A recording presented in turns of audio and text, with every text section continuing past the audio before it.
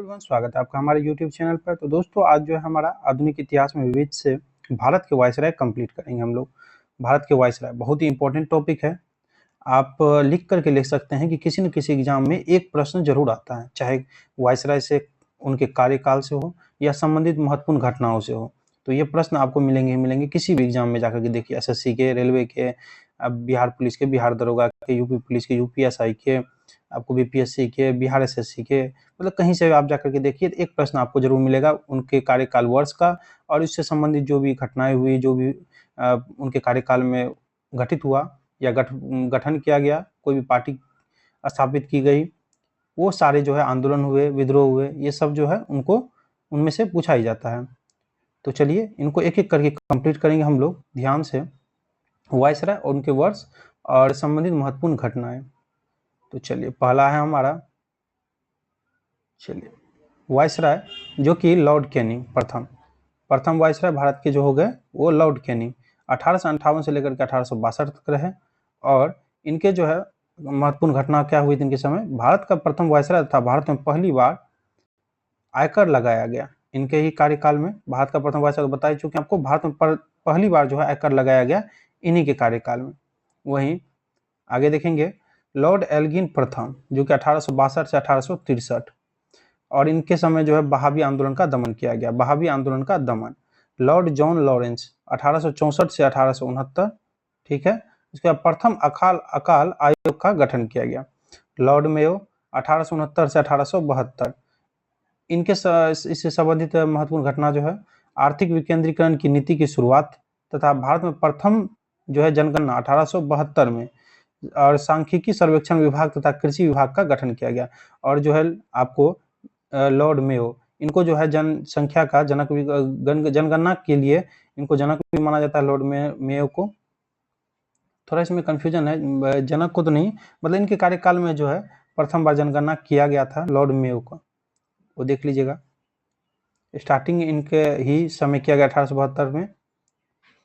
चलिए आगे देखेंगे हम लोग, लॉर्ड नॉर्थ ब्रुक 1872 से 1876, कुका विद्रोह का दमन, कुका विद्रोह का दमन। तो हम लोगों ने पढ़ा लॉर्ड नॉर्थब्रुक जो कि 1872 से 1876 तक रहे, इनके समय जो कुका विद्रोह का दमन किया गया। लॉर्ड लिटन 1876 से 1880, इनके समय जो है द्वितीय अकाल आयोग का गठन किया गया। द्वितीय अकाल आयोग का गठन, प्रथम दिल्ली दरबार तथा वर्नाकुलर प्रेस एक्ट तथा द्वितीय आंग्ल अफगान युद्ध हुए थे, सारे इंपॉर्टेंट है। चलिए, लॉर्ड रिपन 1880 से 1884। चलिए आगे देखेंगे हम लोग, इसमें जो है वर्नाकुलर प्रेस एक्ट रद्द किया गया, हंटर आयोग का गठन किया गया। भारत में नियमित जनगणना प्रारंभ हुई 1881 से। नियमित जनगणना जो 1881 से पहली बार किया गया था 1872 में, जो आप लोग अभी पढ़े थे। और जो है 1881 से नियमित जनगणना प्रारंभ हो गई थी। हर एक 10 वर्षों में जनगणना होती है, आप लोगों को पता होगा। लॉर्ड डफरिन 1884 से 1888, 1884 से 1888, इनके समय जो तृतीय आंग्ल बर्मा युद्ध हुआ, ठीक है। उसके बाद जो है भारतीय राष्ट्रीय कांग्रेस की स्थापना हुई 1885 में, और इसके जो है आपको अध्यक्ष कौन थे पहले, डब्ल्यू.सी. बनर्जी। ये बहुत प्रश्न पूछता है। इनकी स्थापना जो ए.ओ. ह्यूम के द्वारा की गई थी। चलिए, लॉर्ड डफरिन के समय था वो। चलिए, लॉर्ड लेंसडाउन 1888 से 1894 तक रहे, इनके समय जो है डुरंड आयोग का गठन किया गया, डुरंड आयोग का गठन किया गया उस समय। चलिए नेक्स्ट देखते हैं हम लोग, लॉर्ड एल्गिन द्वितीय 1894 से 1898, और इनके समय जो है अकाल की जांच के लिए लॉयल आयोग का गठन किया गया। किसका गठन किया गया, लॉयल आयोग का गठन किया गया। नेक्स्ट देखेंगे, लॉर्ड कर्जन, बहुत इंपॉर्टेंट है, 1899 से 1905, 1899 से लेकर के 1905 तक।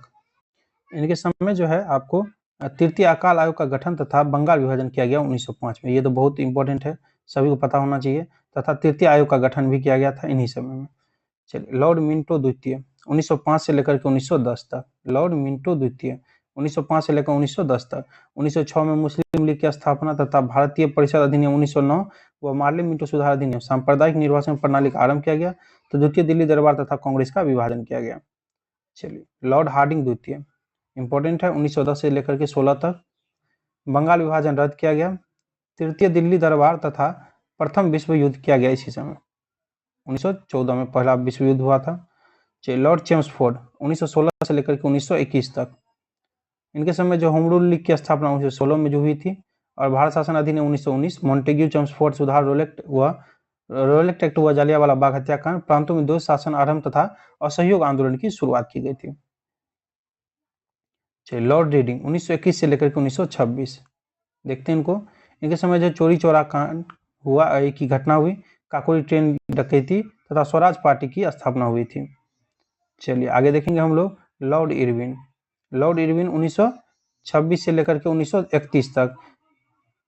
पहला इसमें देखते हैं हम लोग साइमन कमीशन का भारत आना, पूर्ण स्वराज का प्रस्ताव पारित, सविनय अवज्ञा आंदोलन प्रारंभ, प्रथम गोलमेज सम्मेलन तथा गांधी इरविन समझौता। द्वितीय गोलमेज सम्मेलन में भाग लिया था उन्होंने, ध्यान रखिएगा, द्वितीय जिसमें महात्मा गांधी ने भाग लिया था, और तीनों गोलमेज सम्मेलन में जो है BR अम्बेडकर ने भाग लिया था, ये भी प्रश्न पूछता है। लॉर्ड वेलिंगटन 1931 से 1936 तक, इसका देखेंगे हम लोग। द्वितीय व तृतीय गोलमेज सम्मेलन, सांप्रदायिक पंचायत तथा अखिल भारतीय किसान सभा की स्थापना 1936, ध्यान रखना है हम लोग को। लॉर्ड लिनलिथगो 1936 से लेकर के 1944 तक, 1936 से लेकर के 1944 तक पृथक पाकिस्तान की मांग की गई। क्रिप्स मिशन तथा भारत छोड़ो आंदोलन इसी समय किया गया था। पृथक पाकिस्तान की मांग की गई और तथा क्रिप्स मिशन तथा भारत छोड़ो आंदोलन।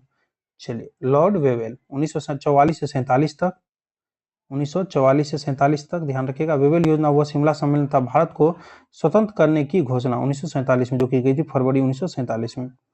नेक्स्ट देखेंगे हम लोग लॉर्ड माउंटबेटन 1947 से जून 1948 तक, अंतिम ब्रिटिश वायसराय तथा स्वतंत्र भारत के प्रथम गवर्नर जनरल। अंतिम जो है ब्रिटिश वायसराय हो गया, और वहीं पर वो स्वतंत्र भारत जब हो गया तो प्रथम गवर्नर जनरल भी कहे गए। और वहीं सी राजगोपालाचारी 1948-1950 तक, इनके बारे में पढ़े होंगे आप लोग। स्वतंत्र भारत के जो है स्वतंत्र भारत के प्रथम तथा अंतिम भारतीय गवर्नर जनरल, स्वतंत्र भारत के प्रथम तथा अंतिम भारतीय गवर्नर जनरल। नीचे क्या है हमारा अधिनियम, चार्टर अधिनियम 1833 के अंतर्गत बंगाल के गवर्नर जनरल को भारत का गवर्नर जनरल बना दिया गया। चलिए वीडियो में इतना ही। वीडियो अच्छा लगा तो लाइक कमेंट जरूर कीजिएगा, दोस्तों के साथ शेयर जरूर कीजिएगा। थैंक यू दोस्तों, wish you all the best.